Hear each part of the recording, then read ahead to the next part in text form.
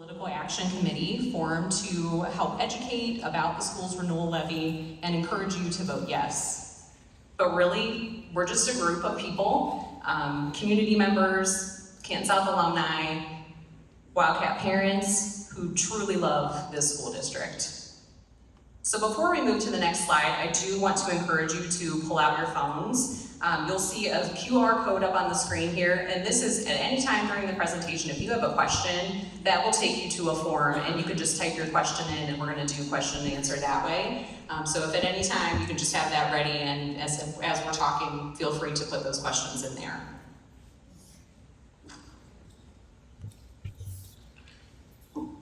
Okay, next slide. So our goals for tonight are really to learn the facts about this renewal levy. We'll be hearing from representatives from Canton Local and the Stark County Auditor's Office to talk about that. We want to get your questions answered. We want to provide you with as much factual information about the levy that we can so you can help us spread the word when you leave today. And then we do want to kick off this levy campaign and provide ways for you to show support and get involved. So before we get into the meat of the presentation, I do want to take a minute to recognize our Citizens for Canton South Committee. These are volunteers who have come together over the last month to brainstorm, bring different ideas and perspectives together, and pull together the elements of this campaign. And I could not thank them for all of their help and their support for this. So I just want to name off these folks. We had Angela Brown, Jason Kramer, Dan DeCouliak, Jill Mason Miller, Jeremy Knoll, Renee Snyder, and Bill Wright. So thank you for all of your efforts. Tonight we'll first hear from Canton Local Superintendent Larry Tosh, School Treasurer Jason Schatzel, and Stark County Deputy Auditor John Oates. They will all be here tonight. We'll also get to have them answer some questions as well after their presentation, and then we'll have Bill Wright kick us off for our campaign. So with that, I'm going to turn it over to Superintendent Tosh.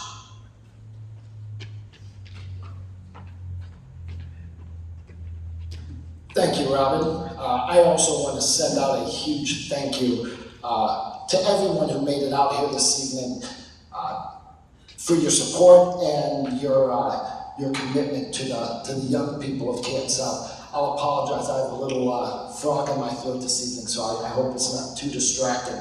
But we are here this evening. We are here this evening for the tax renewal that will be on the ballot on May 5th. And just to remind everybody, it is not a new tax. Let me start with the students. We are a four-star rated school district. That does not happen by chance. We have great kids, great staff, great community, great parents. When you put those things together, you get a pretty high rating. You've seen out in front of the high school, there's 4-star now for quite a number of months, because that lets us know there's lots of different measurements. It measures achievement, it measures growth of students, so it's just not did they pass the test, but did they grow from one year to the next. It talks about early literacy, it looks at graduation, it looks at career tech, which we're very proud of here at Canton South. So there's a lot that goes into that 4-star rating that as a community, we should hold very close to our hearts and very dear, because that represents the good job that we're doing, the excellent job that we're doing. But let's not forget the teachers and staff who go above and beyond in the classroom. As I said, it doesn't happen by chance. It takes great kids and great families. It also takes masterful teachers and committed teachers who go the extra mile for our young people. It's not easy. Being a teacher these days is not easy. It's sort of like being a coach. It's a different world. And we need those people with the skill set that can meet our students where they're at and make sure that they grow. Let's talk about that career tech. I believe the South Star Career Academy, which we have here at Canton South, is one of a kind. To see the quality of students going into those programs and them being career ready when they leave, we have a leg up on neighboring communities. We need to take advantage of that. We do take advantage of that, and our kids are fortunate to be in Canton South taking advantage of those career tech programs. And we have a beautiful campus. Mr. Schatzel can answer some questions about how the timing and planning of that middle school fell into place for us, and we saved the district millions. But we have a beautiful campus, and we maintain it pretty well. The custodial staff and the maintenance, they do an excellent job maintaining our new facilities, which many around the county look up to because of our facilities. And then we also have the community connection.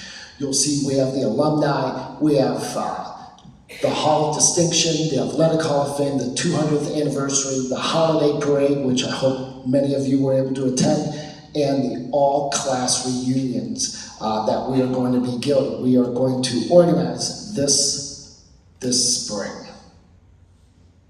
So before I turn it over to Jason a little bit, and again, I apologize for my voice, but I have to share this with you. Please don't mistake my lack of energy or enthusiasm this evening for a lack of passion for this project. The state and the law makes very, very clear that as a superintendent and a treasurer, and you'll see this with Mr. Schatzel, we have to stay very neutral, very factual, and and verifiable. If we get energetic or enthusiastic, we could almost be seen as trying to persuade the vote, and that is against the law. So they make it fit that the laws now are extremely tight. So please don't mistake my lack of passion or my lack of enthusiasm for a lack of passion, because that is definitely not the case. We have to follow the law quite clearly. So before I turn it over to Mr. Schatzel, I need to share with you a little bit about who is standing to my right or to your left of me. Around the county, Mr. Schatzel is known by all the treasurers to be one of the best that we have. And as we head into this time of uncertainty in our state, we have a secret weapon. And many of you have heard this already. We have a secret weapon, and that secret is Jason Schatzel. So if there's going to be anybody that's going to be able to lead us through this time of uncertainty, it's Jason. So without patting him on the back anymore, I'm going to turn it over to Jason. He's going to talk to you a little bit about the ballot. Okay. Mr. Tosh knows how much I like whenever he talks about me, so thanks for that very much. So as Larry said, we're not allowed to be very passionate about this, so my portion's probably going to be a little bit dry, but I'm going to explain to you what is on the ballot. So the issue that we have on the ballot is a renewal levy. It's not a new tax. It's listed at 10.8 mils. It's been passed every 5 years since 2006, listed at 10.8 mils. 8.9 mils of that levy covers operating expenses, and 1.9 mils of that is for permanent improvements. Operating expenses can be used for staff salaries, benefits, supplies, pretty much anything that it takes to educate our students within these walls. Permanent improvements, that can only be used, that's a separate pot of money that can only be used for computers, buses, building repairs, or capital improvements. So that's a separate pot of money. Those funds go in there and can only be used for that. Again, not a new tax. This was first passed in 2001, and then in 2006 it was increased to what the current rate is of 10.8 mils. It's been renewed every 5 years since, and we have not had any operating levies on the ballot since 2006 when we increased that initial operating PI levy. I think we're back. Yeah, we're back to me. She's going to be muting, and I'm muting my mic. See, we're going to have a difficult time playing Abbott and Costello if you keep muting our mics. Some of you know who I'm talking about, some of you have no idea. So I don't think it's too difficult to figure out which one's Abbott and which one's Costello. But it is not a new tax. We're not asking for more tax money from our taxpayers. It's the exact same. And we are only asking to continue to receive the funding that we already are currently receiving. So your tax bill will not go up. It's just a renewal. It's not a new tax. Also, we've worked to reduce costs for the last 2 years, and we're working pretty diligently with that. The first thing we're doing is we're streamlining administration by eliminating 3 positions and redistributing responsibilities. So we've already shrunk the central office staff and the administration staff. We carefully reviewed staffing needs when retirements occur to ensure positions are filled only when necessary, so we're making very thoughtful decisions when it comes to retirements and resignations, which positions need replaced, which positions can be absorbed or distributed throughout, and then actively pursuing outside funding, including state facility funding and grants to support new construction and career tech programs. We have quite a few masterful teachers and administration staff who work very hard seeking grants and outside money to help fund these large projects. Okay, we've compiled a chart here, actually, with help from the county auditor's office. They provided us the information for this chart. So what this shows is, this is the effective millage rate. So we have voted mills across our district. Our general operating millage that's voted in is 48.2 mills. In total, though, over time, that effective rate gets reduced because of House Bill 920. Most of you have probably heard about House Bill 920. We'll get into that a little bit later. And I have some more information out there for those of you that are interested in that, but property taxation in Ohio is very complicated and difficult to understand. But when you look at this chart, this is showing the effective rate. This is actually what taxpayers are paying in the school districts that are listed there. And if you'll see for Canton Local, because that 48.2 mills plus our PI and bond issue, those voted rates have been reduced over time. The effective rate that you're paying on your tax bill that goes towards Canton Local Schools for tax year 2025 is 24.5 mills, and that puts us in the bottom 4 across the entire county. So we're going to ask a couple questions here, and I'm going to ask them to Jason as if I'm the moderator, and then Jason's going to do his best to answer these. So, Mr. Schatzel, what happens if the levy is renewed? Again, it's listed there. We've talked about it. It's not a new tax, so we're going to continue to receive the same amount of funds that we've received in the past for current operations and permanent improvements. So we're going to be able to continue to maintain what we're currently offering our students. Another question, what happens if the levy is not renewed or it expires? That one's a little bit more complex to answer, but we talked about the levy. It's listed as a 10.8 mil levy, which sounds like a monstrous levy. So when you go to the ballot to cast your ballot, you hear 10.8 mils, and it's misleading because over time, our general operating mills have been reduced. We've reached what's known in House Bill 920 as the 20 mil floor. So we cannot dip below that. So even if this levy isn't renewed, you're not going to save any money on the 8.9 mil portion of that levy. The only thing you're going to save on is the PI portion, and the current effective rate for that is under 1 mil. So if you look there, we've listed the facts there. Homeowners with a $200,000 home, if the levy isn't renewed, you're going to save about $5 a month or $60 a year. Public utilities, though, are taxed differently. Residential, agricultural businesses are taxed at an effective rate that we talked about. Public utility personal property tax, though, that's taxed at the full voted rate. So they're paying the full 10.8 mils on this levy. If the levy isn't renewed, public utility taxpayers are going to save 10.8 mils, or roughly close to $2 million. So what's going to happen if it isn't renewed? Future levies are going to shift that responsibility from public utilities paying a large share of that onto our residents and business owners. So, Mr. Schatzel, before we introduce the next one, I guess I just want to make sure, if this levy gets voted down, who's actually going to be saving all the money? It'd be public utilities. So out of the 2.3 million that the school district would lose, public utilities are going to save about close to $2 million of that. Thank you. And with that, question in the front. Are we waiting to the end for questions, or can we ask a question anytime? Let's wait till the end. Let's wait until after John Oates speaks, and then if you still have a question, we'll answer them. So at this time, I'm going to introduce up to the stage John Oates. He's the Director of Settlements and Budgets of the Stark County Auditor's Office. So Deputy John Oates.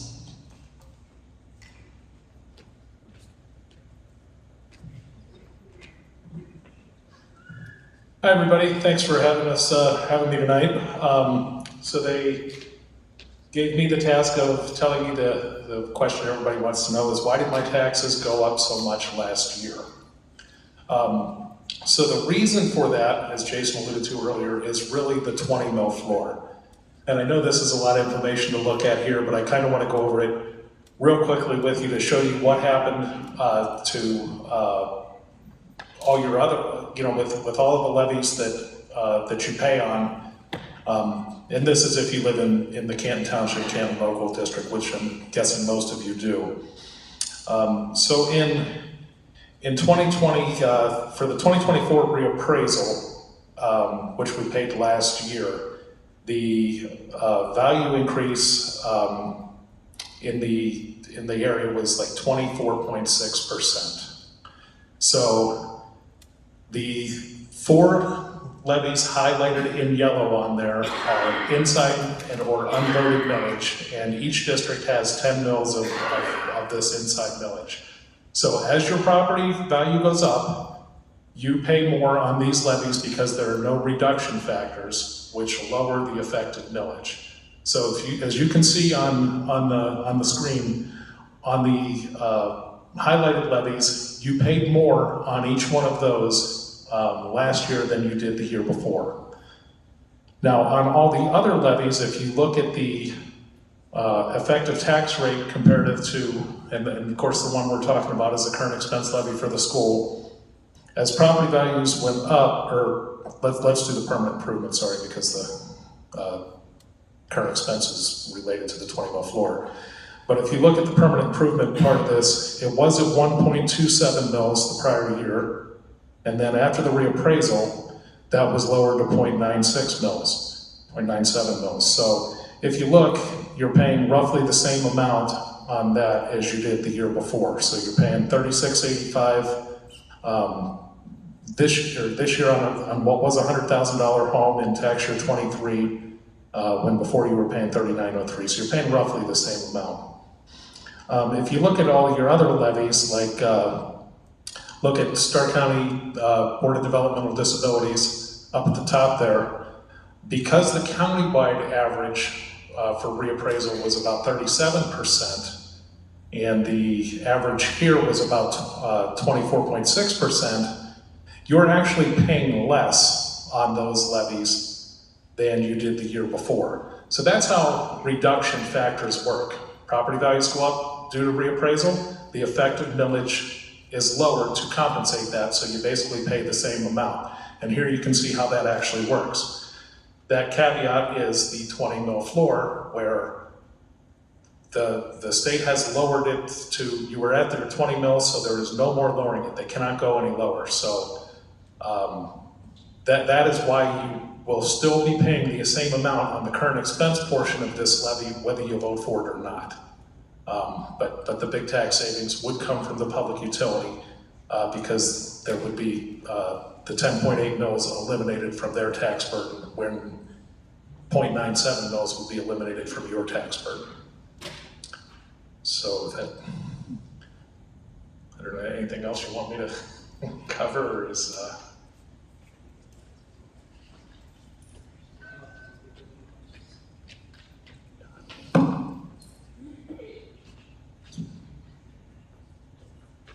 So we will open it up for some questions now. You had one in the front. I got a couple. Okay, shoot. Why don't we ask the teachers to take a pay cut? Everybody else is, throughout my lifetime of working, I've always taken a pay cut. Yeah. Concession? Yeah, I would tell you, I get it. I know it is difficult times right now. That question is understandable, and I appreciate it. I will share, when we talk about educating our young people, number one, our teachers all come with bachelor's and master's degrees. So if you put them next to the private sector with those positions that require a bachelor's or a master's, they're actually not coming in nearly of what their peers are coming into. Number two, I think it's extremely important as Canton Local that we provide our young people with the best possible human beings and teachers possible. In order to attract them to Canton Local, we have to pay them competitively. We can't pay them lower than, say, what like Perry is paying them, or we can't pay them much lower than what the other school districts around the county are, or we're not going to get them. Teachers are coming out of college with probably about $100,000, $125,000 worth of debt, and we're starting them off at a salary that they can't even move out of their home. In order to get the best possible human beings, we have to be competitive with our salaries, because I don't think there's anything more important than getting quality human beings in front of our young people. So it's a good question. I have another one. Sure. According to the rainy day fund, Mike DeWine says there's $3.94 billion in this rainy day fund. Why can't we tap some of that? Yeah. So you can't tap some of that because the legislature controls spending and they say you can't. I mean, that's up to the governor and the legislature though. Let's petition the governor to send some down. But even that, the state of Ohio contributes over $13 million a year to public schools. That's a one-time drop in the bucket. And I have another question. So would you give our students here at this school, is it a pass or a fail, or is there as far as a national average? Because I know the Canton City schools are failing with an F. I would put our kids up against anyone, but we are a 4-star rated school, which that's an objective point. If you look at how Canton Local stacks up against our county, up against the state of Ohio, and then nationally, schools in Ohio do overwhelmingly very well, and we are a 4-star, so we're sitting near the top of those schools. So how do you give them a 4-star? Who gives them a 4-star? Well, there's multiple factors that go into that. For example, student achievement, test scores. Kids in grades 3 through 12 all take Ohio State standardized test scores, so the same kids are taking the same test. It's also measured on growth, how much a student grows from one year to the next. So sometimes, like if a student is struggling, or if you have a gifted student, it's not so much if they just passed the test, it's how much did they grow from one year to the next. Another category, early literacy. Are our 3rd graders passing the reading guarantee? Are they going to career tech in 11th grade and 12th grade? Are they going into professions after career tech that they went into? And then graduation rates. Our students at Canton Local are graduating. So there's lots of different factors that go into that. It's very objective, and they compare all the schools, and you can go to ODEW's website and you can actually pull up all 611 school districts in Ohio, and you can actually compare them. Now, I will share this. It'll also compare similar districts in the state. So you can grab a category and say, I want to look at all the districts similar to the makeup of Canton Local. Demographics, socioeconomic makeup, that sort of thing. I will tell you, Canton Local ranks #1 with similar districts in the state of Ohio. That is something to be very proud of. Yes. So a mill means you pay $1 per every for every $1,000 of assessed valuation. So your assessed valuation is 35% of your market value or appraised value terms we typically talk about when discussing the values of our home. So if you have a $100,000 home, you pay taxes on $35,000. That's your assessed value. $100,000 times 35%. So then the number of mills that you pay is $1 per that $1,000 of assessed valuation. That's it for now. I will say, if anyone has other questions, we're gonna go ahead and move on in the presentation, but Larry, Jason, John, are you sticking around for a minute? They'll be out in the hallway, so once we get done, you're welcome to go out there and chat with them more. So thank you, appreciate it. I have a comment. Sure. Artificial intelligence. Why don't we just fire the teachers and let the artificial intelligence, which is taking over? Well, we Let also them terminate. teach our children. We also terminate. That's for sure. Thank you. All right, thank you, I appreciate it.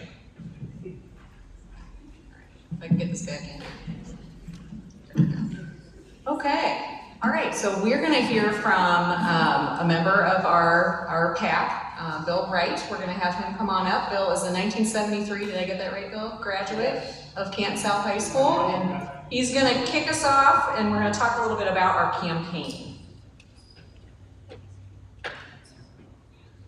First of all, I got to put on my senior letterman's jacket. 1973.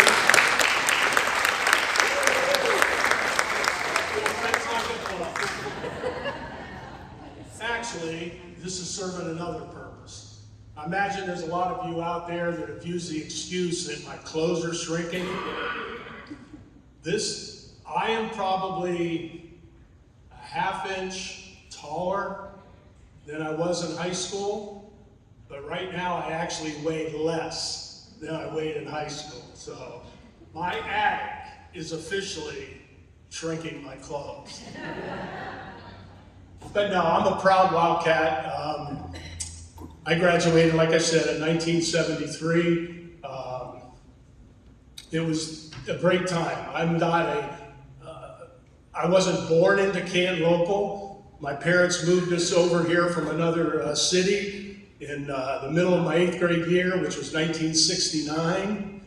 And I felt lucky. I didn't want to leave where we left from, but once I got into this district, I felt at home. Matter of fact, the first person to welcome my family into Canton Local was a waitress at Jack's Quick Shake. So all of you that are old enough to remember Jack's Quick Shake, the day that we moved, from Alliance to Canton, Mom said, I'm not gonna cook. Dad said, I saw some little restaurant down on the corner. That's where we went, and that was the first time I had one of their milkshakes, one of their big cheeseburgers and fries. So I knew everything was gonna be good after that.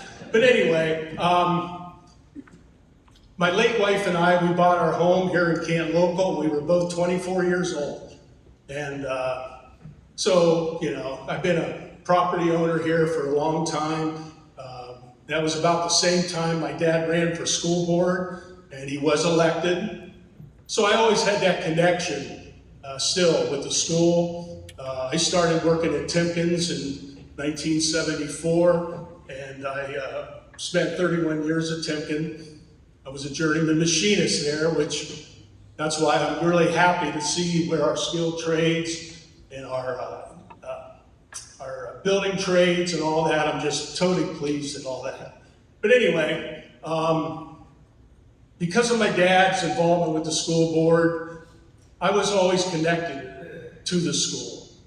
Not only just because of Dad, but because of the people that I met along the way. The time that I had in school, I had a great time. I played sports, and it was good. But, I'd be lying if I said that, everything's been rosy. We've gone through some bad times. When my dad got elected to the school board, I'm sure he didn't think that as soon as he got elected, he'd start dealing with the possibility of closing schools. It was a tough time. But through transparency and truth, we got through it. And that's why I look at this process.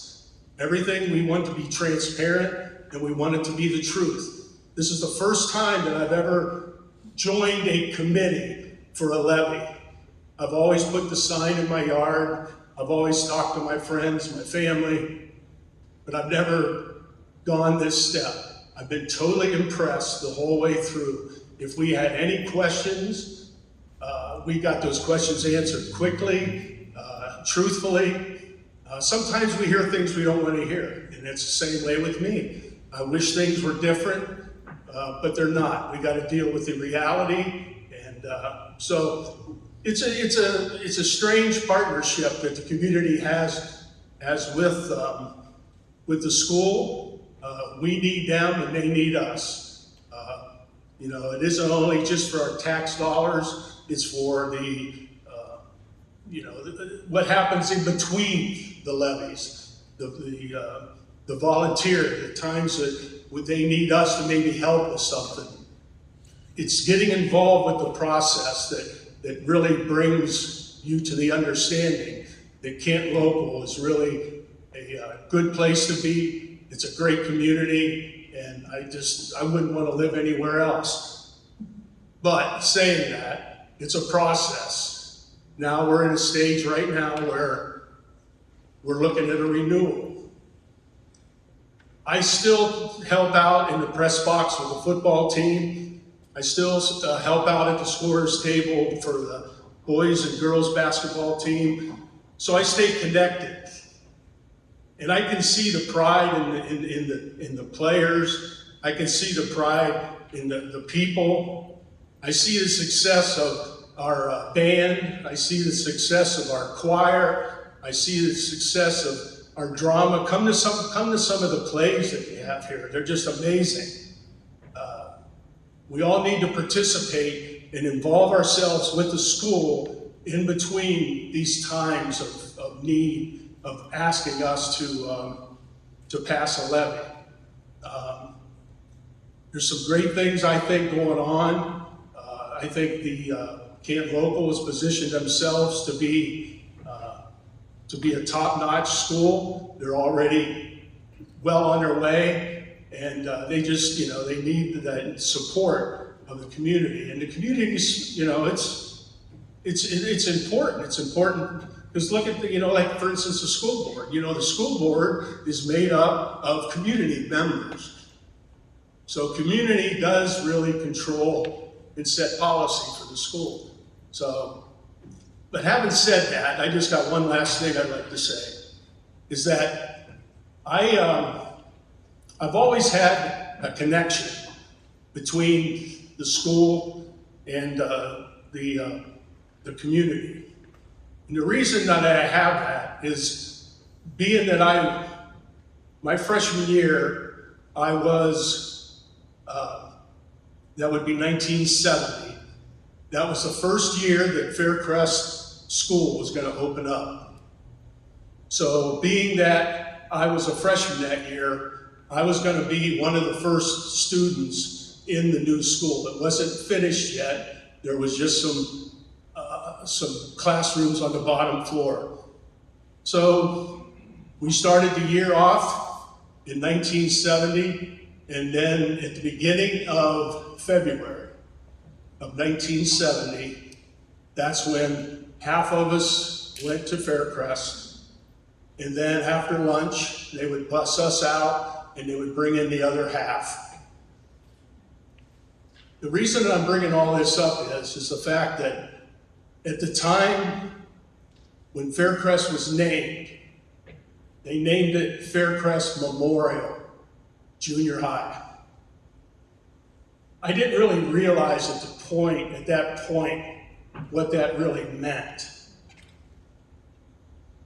But that was such a big investment, I believe, from the school to the community, because it was named Memorial because at the time we had 5 former students that had lost their lives in Vietnam. And that school was chosen that name was chosen by the school to name it Faircrest Memorial in honor of those 5 students that lost their lives defending the United States. We first stepped our first feet in the door at the beginning of February of 1970. Within 30 days after we started, one of our classmates' brother was killed in Vietnam. And I've held that with me for so many years that for the school district to take on the thought of memorializing students that had lost their lives, it affected me. And by the time that the Vietnam War was over, there was 9 of our former students, 8 men and 1 woman, that were either killed or missing in action in Vietnam. and they're memorialized at Faircrest. But what really happened even after that is the school, starting with the junior high, middle school, and then now it's an elementary school, have chosen to honor the veterans of all the wars. They went years. One of my dad's, he was a World War II veteran. One of the highlights of my dad's year was going to the Veterans Day breakfast. They continue, look at all the children and students that Faircrest has and still educates about veterans, about service, about honoring not all, but honoring the veterans and some that gave all. To me, that decision to put the community in the spotlight, to me, said everything. I haven't been blind to the whole process, but I'm just honored to live in a school district that thinks enough of their veterans and thinks enough of their students that gave all in service to our country.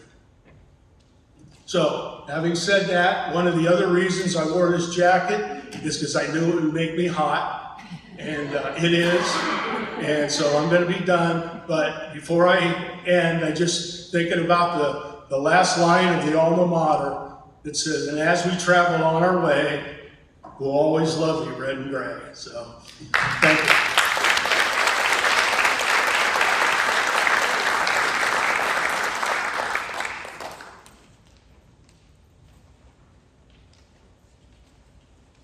Thank you, Bill. That's why they call him Big Cat. He's always got the Wildcat pride. All right.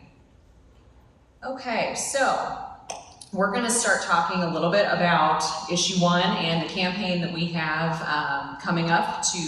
We're kicking it all off tonight here, and so we're going to go through some different goals, some different components with it. So what is the plan? Let's go ahead and advance the slide there. All right, so from my experience as a communications professional, it's really important to have a main goal, a North Star, something to really guide what we're doing here. And our goal for this campaign is to really focus on yes voters, to really focus on school supporters, on positive community members, and helping them get out there and spread the word, to really spread the word about facts, answer questions, build school and community pride together, and encourage as many people to get out and vote yes as we can. Early, you can start April 7th or on May 5th. So as we get into our tactics, I am going to ask Dominic Mendiola to come on up. Oh, good, you're here. Dominic is from the Ohio Education Association, and they have been tremendous in helping us kind of guide us through this process as we became a public action committee or a political action committee. So he's going to be helping us get through this a little bit here. So Dominic, would you mind kind of just sharing a little bit about the process? Sure. My name is Dominic Mendiola. I work for the Ohio Education Association. Part of this campaign is going to try to be focused as much as possible on people that are likely to vote in this election cycle. Not everyone votes at the same rate in every election cycle, so the people that we're going to be targeting have a high propensity to vote in this specific election cycle. We also have the ability to score voters based on their support for public education, so we're also going to be focused specifically on those voters. Over the course of campaigns like this, I work with lots of levy committees around the state on this sort of stuff. We really try to blend direct voter contact and passive voter contact. So things like mailers and yard signs, leaflets, things like that. But we also want to have conversations because these campaigns are about community at the end of the day. And the best way to have conversations about community, about the schools, is neighbors talking to neighbors. There's a variety of different ways that we can go about doing that. Sometimes we do text messages, sometimes we do phones, sometimes people feel comfortable talking to each other at the doors in their neighborhood. So those are really the varied approaches that are usually take place in these campaigns, and the ones that we're going to employ in this campaign as well. Okay, so kind of going down this list a little bit, but I want to start with the website that's down at the bottom there. So everything that you heard tonight, you should be able to get on that website. There's a longer FAQ form. There are opportunities to sign up for yard signs, to sign up to volunteer and do different things. So I would encourage you to check that out and to share that with people that you come in contact with. But I want to give a huge shout out really quickly. Everything in this campaign, I have some really awesome Canton South alumni who are marketing folks and creative people. Tony DeCouliac, Jen Russell, Abby May, they helped create lots and lots of things, and they've just volunteered their time to do that, so they're awesome. So like Dominic said, we're gonna do postcards. You're gonna see a lot of those coming out. We are using social media, which I'm hoping a lot of you have seen that. We're on Facebook, we're on Instagram. We're going to be continuing to try and put some of this information out there on an ongoing basis from now until the election day. And we will be offering opportunities there too to ask your questions if you have other questions, and put that information out there as well. Make it very conversational so that we can get the word out there. Dominic talked a little bit about text messages, and some of you may have already seen those. We are also blessed to have, thank you Bill and Smith family for donating billboard space. You'll see that on Route 800 going north by Taco Bell and the laundromat coming in April. So thank you so much for donating that space. And yard signs, obviously. We have yard signs tonight. If you would like to take a yard sign with you, you can do that tonight, and we would love for you to put that up. And if there are other folks that want yard signs, like I mentioned, you can go on the website and fill out the request form, and we will figure out a way to get it to you. We are also going to be trying to get to as many different community events as possible and passing out. There were some leaflets and things out on the tables there, and hopefully you got one. If you didn't, grab a couple of them on your way out. But there are opportunities to volunteer to do that as well, and come to some events and talk to some people. And then there are two other ways to go about this, and I'm going to let Dominic talk about those too, and they are phone calling and doing some door-to-door literature distribution. Sure, we have some great volunteer leads that are going to help run a phone bank a couple of times between now and the end of the election. The dates for those specifically, I believe, can be shared with you out in the hallway after this if you'd like to volunteer to make some phone calls. Not everyone feels comfortable making phone calls, but again, neighbors talking to neighbors is the best way that these campaigns are run. If you want to make phone calls, no worries. You're not necessarily going to have to use your own personal phone to make a phone call. We have some loaner phones out there, so your personal number won't be out in the public. Keep in mind as well that the people that we're calling is a targeted list of voters. These voters are, again, scored to be pro-public education. They're also scored to have a high likelihood of voting this cycle. So I can't guarantee that you're not going to have a bad conversation, but the likelihood of having a poor conversation should be relatively low at the end of the day. Door-to-door work. So we always offer the opportunity for folks to come out and talk to their neighbors on the doors. If you're not comfortable talking on the doors, that's okay. We just need folks that want to be willing to come out and hang lit on doors. If you're not willing to have a conversation, that's perfectly fine. So door-to-door work again is going to happen on specific dates, which can be shared at the volunteer tables out back. If you want to do door-to-door work, we are going to be working through there's an application on your phone, so there's not any paper forms. We're going to be targeting the same list of voters that we are on the phones. So again, should be friendly conversations, should not be confrontational or poor conversations at the end of the day if you want to take that step and have a conversation. We do training on best practices on doors, how to use the app, as well as brief everybody on best practices and messaging, not only for phones, but also for doors, so you can have the best conversation possible at the end of the day when you're out there on the doors. The other thing about doors is that people don't like to talk necessarily to folks in neighborhoods that they don't know, right? So if you volunteer to come out and knock doors, you're going to have the opportunity to pick where you go. So you could do your own neighborhood, you can do the neighborhood next to your neighborhood, you could go to a place where you think you know some people, so that you're comfortable out there either hanging lit or having conversations. Did I miss anything? I don't think so. Okay. Yeah, like he mentioned though, we will have tables out. They're all set up out there and our volunteers will get out there and help you sign up for those. But also, you can go ahead and, yeah, there we go. There's a QR code too if you want to sign up and next to the volunteer word there, if you flip your phone out and bring your camera up, that will take you to a Sign Up Genius sheet to sign up for a volunteer spot in any of those areas. So this is really what we need you to do tonight. I know there are a lot of you that are supporters of Canton Local, and hopefully we've shared some good information with you if you were unsure. But what we really need you to do tonight is 3 things. First, share. Hopefully you go and you share what you've learned tonight. Share why this matters to you. Put it on your social media. Talk to your neighbors, your parents, kids of, or parents of your children's friends, things like that. Bring it up at school and sporting events. Just help spread the word. We also have these buttons out there. If you didn't get one, there are some sitting out on the table there. We can even pass them out as you're going out the door as well. Let that be a conversation starter for you. Volunteer, obviously we need you. We really do need a lot of people to help out if we're gonna cover all the bases and get everybody out there to just know what's going on and to educate about the levy. And then most importantly, vote, and encourage the people around you to get out and vote.